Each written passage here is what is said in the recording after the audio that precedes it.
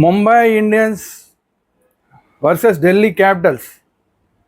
రెండు మెట్రో సిటీలు, ఒకటి ఢిల్లీకి రిప్రజెంటేషను, రెండోది ఒకటి దేశానికి క్యాపిటల్ అయితే ఇంకోటి దేశానికి వాణిజ్య రాజధాని ముంబైకి క్యాపిటల్కి రిప్రజెంటేటివ్స్.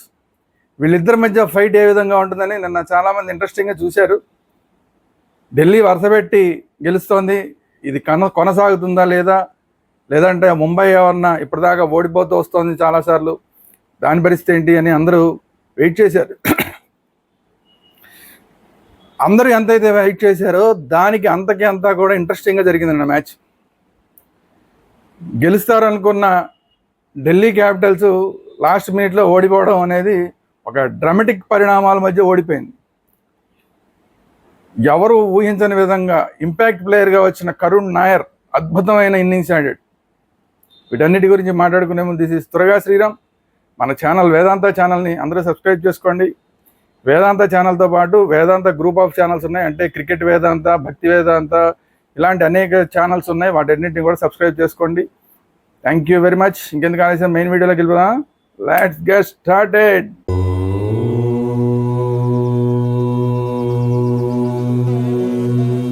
సో ముందుగా బ్యాటింగ్ చేసిన ముంబై ఇండియన్స్ మళ్ళీ ఇంకోసారి రోహిత్ శర్మ మళ్ళీ నిరాశపరిచాడు. కేవలం 18 పరుగులు మాత్రమే చేశాడు. 12 బాల్స్ ఆడి 18 పరుగులు మాత్రమే చేసి అవుట్ అయ్యాడు. ఎల్బిడబ్ల్యూగా అవుట్ అయిపోయాడు.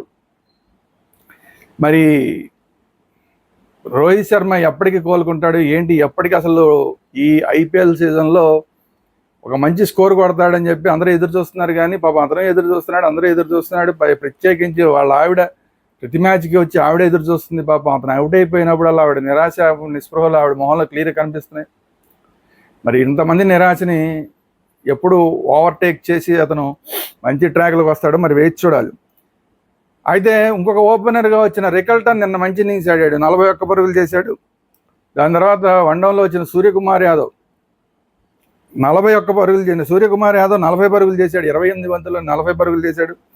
ఇంకా అంతకన్నా కూడా తిలక్ వర్మ, ప్రత్యేకించి తిలక్ వర్మ చాలా మంచి ఇన్నింగ్స్, 33 బాల్స్లోనే 59 పరుగులు చేసి ఒక మంచి ఇన్నింగ్స్ కంటిన్యూటీ చేస్తున్నాడు తన ఇన్నింగ్స్.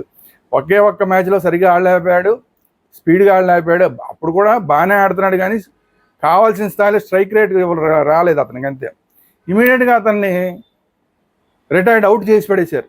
కానీ ఆ తర్వాత మ్యాచ్లో ఇమ్మీడియట్గా తను హాఫ్ సెంచరీ చేసి తన టాలెంట్ అనేది చూపించాడు. మళ్ళీ నిన్న మ్యాచ్లో కూడా మళ్ళీ ఇంకొక హాఫ్ సెంచరీ చేసి తన టాలెంట్ ఏంటి అని తన్ని ఎవరైతే రిటైర్డ్ అవుట్ చేశారో అలాంటి వాళ్ళందరికీ కూడా బుద్ధి వచ్చేలాగా కాస్త గడ్డి పెడుతున్నాడు ఎప్పటికప్పుడు. సో తిలక్ వర్మ అద్భుతమైన ఇన్నింగ్స్ ఆడాడు. కానీ తర్వాత కెప్టెన్ హార్దిక్ పాండ్యా మాత్రం సరిగా ఆడలేక 4 బంతులు కేవలం 2 పరుగులు మాత్రమే చేసి అవుట్ అయిపోయాడు. అయితే ఇక్కడ నమన్ధీర్ గురించి ప్రత్యేకంగా చెప్పుకోవాలి. నమన్ధీర్ లాంటి వాళ్ళు కొంచెం యంగ్స్టర్స్, వీళ్ళు మాత్రం ఇండియా టీంలోకి రావడానికి ప్రయత్నం చేసే వాళ్ళల్లో ఆ మొత్తం ఎవరైతే సెలెక్టర్లు ఉంటారో వాళ్ళందరి దృష్టిలో పడే వాళ్ళలో ఖచ్చితంగా నమన్ధీర్ కూడా ఉంటాడు. ఆ స్థాయిలో ఆడుతున్నాడు. ప్రతి మ్యాచ్లోనూ లాస్ట్లో ఎక్కడో వస్తున్నాడు, వచ్చి తన యొక్క ముద్రను అలా వేసి వెళ్ళిపోతున్నాడు నమన్ధీర్. నిన్న మ్యాచ్లో కూడా 17 బాల్స్లో 38 రన్స్, మంచి ఫినిషర్గా నేను పనికొస్తాను ఇండియా టీంకి అని చెప్పి మెసేజ్ పంపిస్తున్నాడు సెలెక్టర్లకి. అయితే ఇదే పని చేసిన వాళ్ళు ఇంకొక 2-3 ఉన్నారు. మరి చివరికి ఎవరవుతారు ఈ ఐపీఎల్ అంతా అయ్యేసరికి, ఎవరు ఇండియా టీంలో తలుపులు తడతారు అనడానికి చూడాలి. ఎందుకంటే అనికేత్ వర్మ ఒకడు చాలా గట్టిగా తలుపులు తడుతున్నాడు ఇండియా టీంకి. అలాగే నమన్ధీర్ కూడా అందులోకి వస్తాడు, మంచి ఫినిషర్గా మంచి అవకాశం ఇతనికి కూడా ఉంది. సో ఇతను కూడా ఖచ్చితంగా సెలెక్టర్ల దృష్టిలో పడే ప్లేయర్. విల్ జాక్స్ నాట్అవుట్ కేవలం ఒక బంతి మాత్రమే ఆడి 1 పరుగు తీశాడు. విల్ జాక్స్ నాట్అవుట్ అన్నాడు. ఓవరాల్గా 205 పరుగులు చేసింది ముంబై. వికెట్ల విషయానికి వస్తే ముఖేష్ కుమార్కి 1 వికెట్ వచ్చింది, విప్రాజ్ నిగమ్కి 2 వికెట్లు వచ్చినాయి, కుల్దీప్ యాదవ్కి 2 వికెట్లు వచ్చినాయి. సో ఇది పరిస్థితి. 5 వికెట్లు మాత్రమే కోల్పోయి 205 పరుగులు చేశారు. దీనికి సమాధానంగా ఈ ఢిల్లీ క్యాపిటల్స్ మొదలెట్టడమే వెరీ ఫస్ట్ బాలే వికెట్. మేజర్ ఫ్రెగ్ ప్రతి మ్యాచ్లో ఫెయిల్ అవుతున్నాడు. మళ్ళీ ఈ మ్యాచ్లో కూడా మళ్ళీ ఢిల్లీ క్యాపిటల్స్ని నిరాశపరిచాడు. ఢిల్లీ ఒక పక్కనేమో గెలుస్తూ వస్తుంది, మ్యాచ్లన్నీ గెలుస్తుంది, కానీ ఫ్రేజర్ మెర్గక్ మాత్రం ప్రతి మ్యాచ్లోనూ డిసప్పాయింట్ చేస్తాడు. బోల్డ్ డబ్బులు పెట్టుకున్నారు, వృధా అయిపోతున్నాయి అతని మీద. మళ్ళీ ఇంకొక మ్యాచ్ వెరీ ఫస్ట్ బాలే క్యాచ్ ఇచ్చి అవుట్ అయ్యి వెళ్ళిపోయాడు, కవర్స్లో క్యాచ్ ఇచ్చి. Very simple catch. Deepak Chahar బౌలింగ్లో అవుట్ అయిపోయాడు. కానీ ఆ తర్వాత ఇంకొక ఓపెనర్ అభిషేక్ పోరెల్ మాత్రం 25 బాల్స్ 33 పరుగులు చేశాడు. ఇంతకన్నా చెప్పుకోవాల్సింది ఏంటంటే ఫస్ట్ బాలే మేజర్ ఫ్లెర్కు అవుట్ అవ్వగానే ఇంపాక్ట్ ప్లేయర్గా కరుణ్ నాయర్ వచ్చాడు. కరుణ్ నాయరా ఎక్కడో విన్నట్టుంది పేరు అనుకుంటున్నారా? వచ్చి రావడంతోనే ఇండియా టీంలో ఆడి టెస్ట్ మ్యాచ్లో 300 పరుగులు చేసిన ఒకే ఒక్క ఆటగాడు.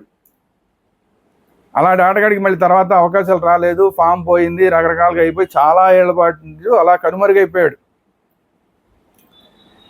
చివరికి ఏ పరిస్థితి అయిపోయిందంటే తను ఆడే సౌరాష్ట్ర టీంకో దేనికో ఆడాడు. అప్పుడు ఆ టీం నుంచి కూడా అతను తీసేస్తే అప్పుడు ట్విట్టర్లోనో దేంట్లో అతను ఒక ట్వీట్ చేశాడు, dear cricket give me one more chance అని. అంటే అతనిలో ఎంత తపన ఉందో చూడండి. ఏదో జరిగి అంటే ఫామ్ పోవడం అనేది కామన్ ప్రతి ఒక్కరికి.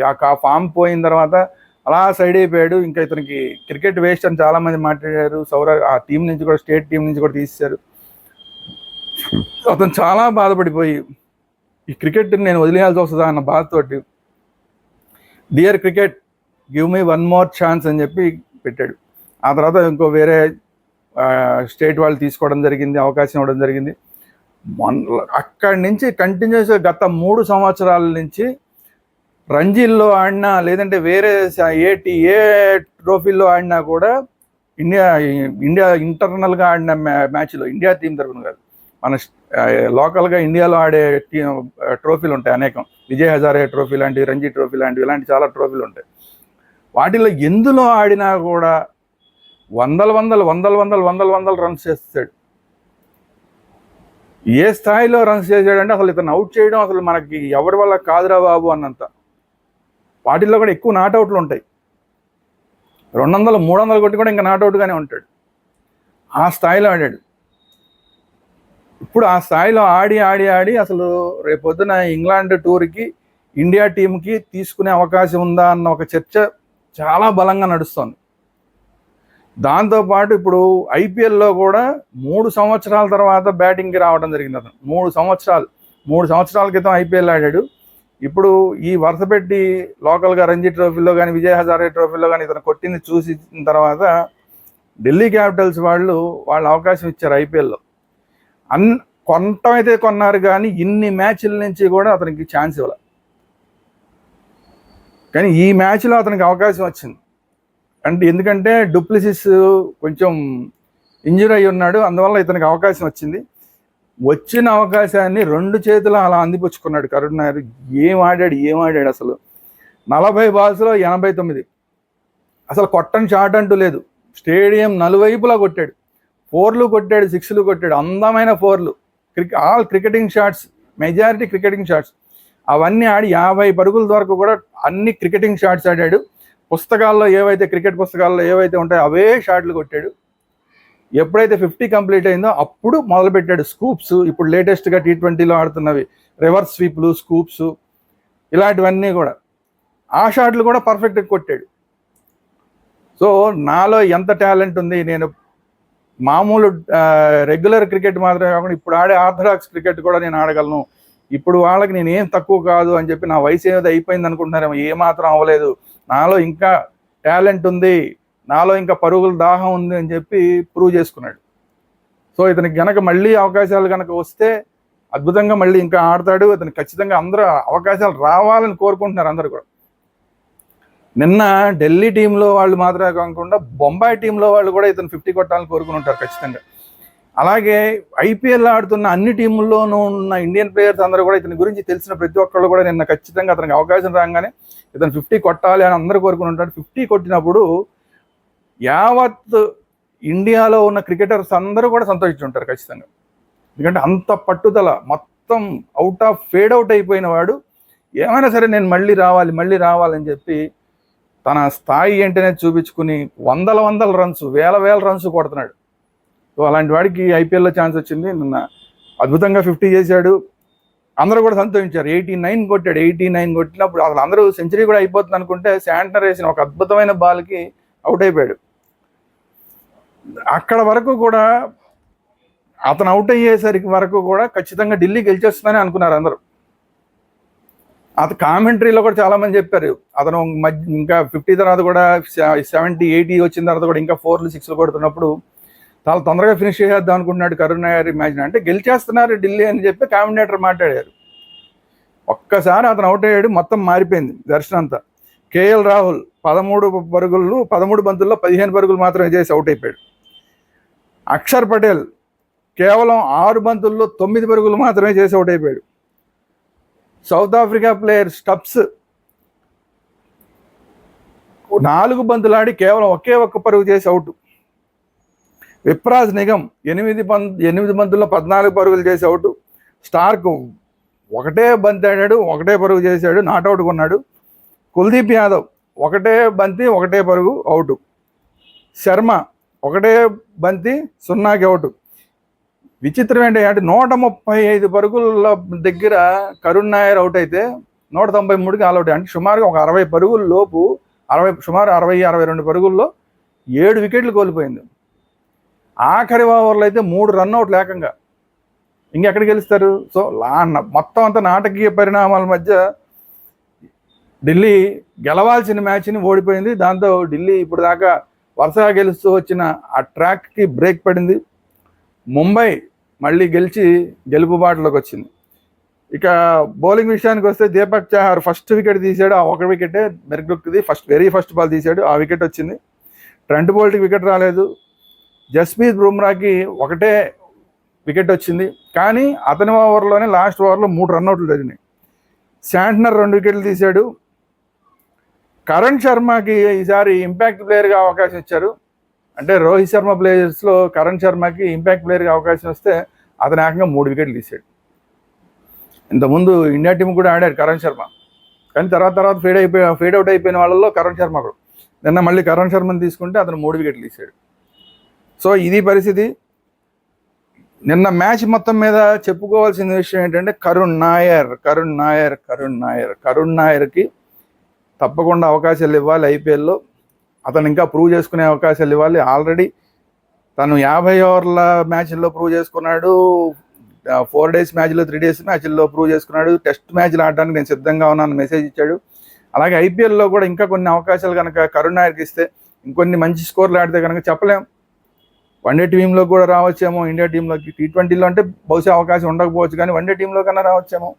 సో కరుణ్ నాయర్ కనుక ఇంకొంచెం అవకాశాలు ఇవ్వాల్సిన అవసరం ఫ్రాంచైజీకి కూడా ఉంది. అది ఆ అవకాశం నాకు ఇవ్వాలి, మీరు ఎప్పటికే లేట్ చేశారు అని తను ప్రూవ్ చేసుకుని చూపించాడు.